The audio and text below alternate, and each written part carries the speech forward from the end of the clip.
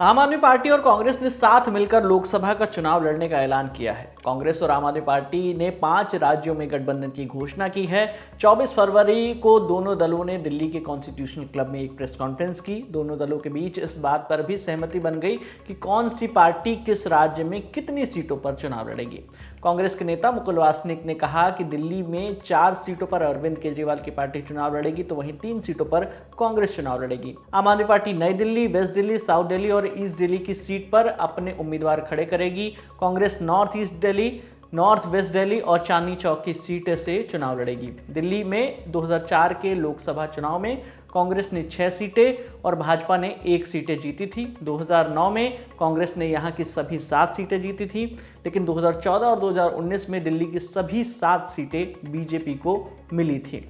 इसके अलावा गोवा की बात करें तो गोवा में भी गठबंधन हुआ है। गोवा की दोनों लोकसभा सीटें जो है वो कांग्रेस के खाते में गई है। वहीं चंडीगढ़ सीट पर भी कांग्रेस ही चुनाव लड़ेगी। हरियाणा में 9 सीटों पर कांग्रेस और 1 सीट पर आम आदमी पार्टी अपने उम्मीदवार उतारेगी।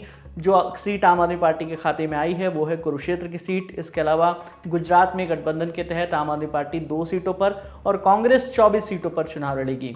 आम आदमी पार्टी गुजरात की भरूच और भावनगर सीट पर चुनाव लड़ेगी। इन सीटों पर आम आदमी पार्टी पहले ही अपने कैंडिडेट अनाउंस भी कर चुकी है। दिल्ली लोकसभा में 7 सीटें हैं। आम आदमी पार्टी 4 पे लड़ेगी। वो 4 सीटें नई दिल्ली, वेस्ट दिल्ली, साउथ दिल्ली और ईस्ट दिल्ली। कांग्रेस पार्टी 3 सीटों पर दिल्ली में चुनाव लड़ेगी, चांदनी चौक, नॉर्थ ईस्ट और नॉर्थ वेस्ट। गुजरात में 26 लोकसभा सीटें हैं। 24 पर कांग्रेस लड़ेगी। 2 सीटों पर आम आदमी पार्टी के प्रत्याशी रहेंगे। भरूच लोकसभा और भावनगर लोकसभा की ये सीटें होगी। हरियाणा में 10 लोकसभा सीटों में से 9 सीटों पर भारतीय राष्ट्रीय कांग्रेस लड़ेगी और 1 सीट जो कुरुक्षेत्र की है वहां पर आम आदमी पार्टी के प्रत्याशी लड़ेंगे। चंडीगढ़ को लेकर लंबी चर्चा हुई, लेकिन आखिरी में यह तय किया गया कि चंडीगढ़ में भारतीय राष्ट्रीय कांग्रेस के प्रत्याशी चुनाव लड़ेंगे।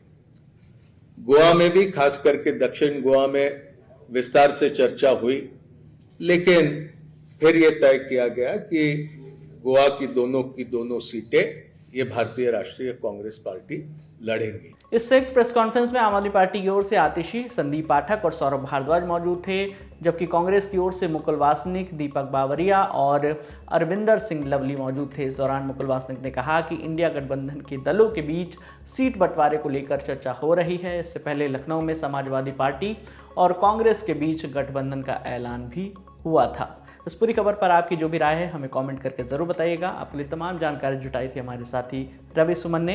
मेरा नाम है विकास वर्मा। देखते रहिए दिल्ली ललन टॉप। शुक्रिया।